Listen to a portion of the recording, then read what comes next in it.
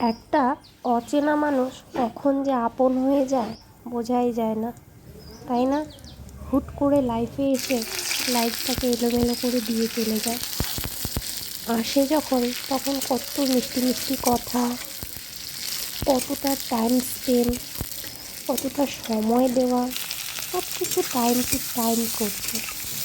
এত খেয়াল রাখছে, মনে হচ্ছে যে ও ছাড়া অন্য কেউ এতটা খেয়াল রাখতেই পারবে না।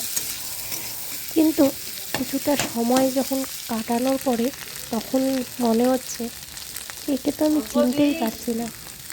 যাকে আমি প্রথম দেখেছিলাম তার সাথে এর কোনো মিলই খুঁজে পাচ্ছি না।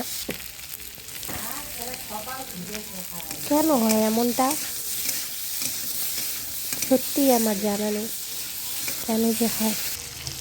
কিন্তু যে মানুষটা হুট করে এসে এতটা মায়া, অনুভূতি, ভালোবাসা জন্ম দিয়ে যায়, সে মানুষটা প্রথমে যেমন থাকে, যদি পরবর্তীতেও সে সেই রকমই থাকতো, গিরগিটির মতো রং যদি না বদলে ফেলতো, তাহলে হয়তো কত মানুষের জীবন বেঁচে যেত।